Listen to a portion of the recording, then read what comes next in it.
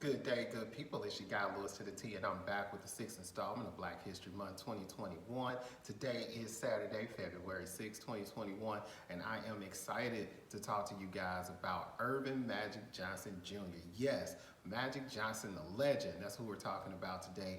I'm definitely excited about Magic Johnson because he is what I call a balanced individual. He is an individual that has learned to become multifaceted in everything that he does. So we're going to talk about him today.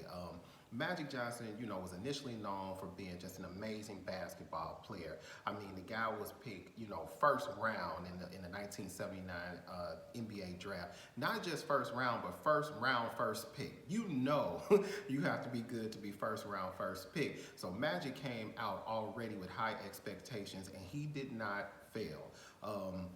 Throughout his career, and he was point guard, probably arguably one of the best point guards to ever play the game. He, won all types of basketball accolades. He knows what it's like to be an MVP, to be on a winning team. He also knows what it's like to play in the Olympics with the Dream Team. I mean, you cannot get better than that team that they put together back in the day with the Dream Team. Had that been, a franchise, they would have been unbeatable just as they were in the Olympics. So we knew Magic Johnson, for basketball, his athleticism, how excellent he was on the court, the way that he carried himself off the court. Back then, you didn't have social media. You kind of just had traditional media and whatever interviews you saw or whatever, time they caught them out in public and they made a brief, cordial statement. But it wasn't then what it is now. So we only had a very short view of who he was, so we just knew that he was a great basketball player. Unfortunately, in 1991, Magic Johnson abruptly retired from the NBA. He literally had a press conference in the middle of the day, retired from the game, stating that he had contracted HIV virus, the virus that causes AIDS. This was a huge deal and a sweeping blow to, American sports, definitely to the NBA, to the African American community, and really to just the world at large. I mean, he was really that big at that time that people were really impacted by him retiring from basketball, and particularly because of a medical condition, and one that was not understood at that time the way that it is now.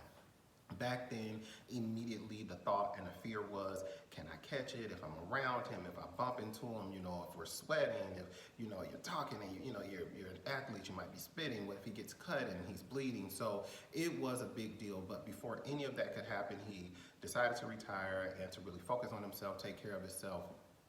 He did come back in 1996 to play in, I think, an All-Star game and play in maybe some off-season games. And he did play for the Lakers, I want to say, because he retired actually 3 times. So Magic Johnson retired in 91 because of contracting HIV. He came back in 96, and he came back again in 1999 when he retired for the third and final time after playing with the Lakers.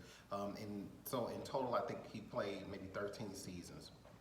Magic Johnson, to me, when I think of him, I think of financial freedom, and I think of business courage. His courage and his savvy to be able to go into the business world after being, what we call just a basketball player. Well, clearly he was more than just a basketball player, because Magic Johnson now employs, I want to say, between 18 and 20,000 people across the world. Definitely in his businesses in the United States, he's making a strong impact. And the way that he set his business up is just really mind-blowing. He didn't open up a company with just a building and decide to do one thing. He actually partners with some of the largest corporations in the world. I mean, over the years, if I think of Magic Johnson, I think of courage, I think of freedom, but you also have to think about franchise. I mean, you look back and you go, man, he was the franchise player. He now owns franchises. He's been a part of the Lakers organization, the LA Dodgers organization, the LA Sparks organization, and the WNBA. But even outside of athletics, Magic Johnson has literally built a business and a career in almost every field and every industry you can imagine. He's in media with Walt Disney. He is in employment with Adecco, where he has an employment agency where he actually helps people find jobs. We all know about the Magic Johnson theaters. I kind of laugh a little bit because when it first started, because we were not used to a person's name being associated with a theater, particularly a black person, it was just mind blowing. It was like Magic Johnson Theaters, man. I hope they get them in St. Louis. I don't think that ever happened, but still, and it may have. I don't know. I don't remember, but it was just a huge big deal that Magic Johnson had become this businessman. I mean, not just media, not just sports franchises, but food franchises. He owned part of Starbucks at one time, well, some Starbucks franchises at one time. He's partnered with Burger King and financial institutions, insurance agencies, insurance companies, and then last year in May, he actually partnered with several companies to offer over $100 million to small businesses and African American businesses in particular during the pandemic. So not only is he a businessman, he's invested in himself, he's invested in his community, but he's also a philanthropist willing to give back and willing to look at those who need his help and are less fortunate than he is. Magic Johnson is absolutely a lesson in agility. Being able to turn on a dime, being able to have the flexibility and the mindset to do something different. At the time that he retired, it was abrupt. It was shocking, not just to the world, but to him. He had no idea what was coming next because he wasn't planning to retire. But he took whatever time he needed in that moment and made some huge business moves, starting his own business and deciding in that moment that he was going to partner with all of these different companies over the years. It didn't happen all at once. It took patience, it took endurance, it took time, and again, it took courage to go into fields he had no idea about. One of the companies that I left out and I have to talk about during this segment is the Walker Company. He partnered with Walker and Company, as it was known at that moment. And Walker and Company, who I'll talk about maybe in another video, they were founded by Tristan Walker. And I want to say he was maybe 29 years old when he founded Walker and Company. Created the Bevel shaving product line and Bevel skincare for men, for African American men. Tristan Walker is an African American man.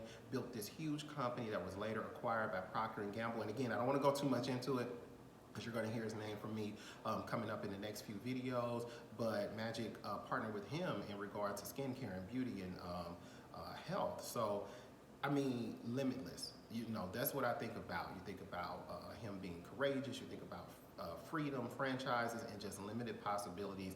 The man proved himself to be agile on and off the court. He was able to turn at a dime and pivot when necessary and always make the shot. So this is your guy, Lewis T, man. I was excited to bring that to you. Please look it up. Look for all the other companies. I left out so many.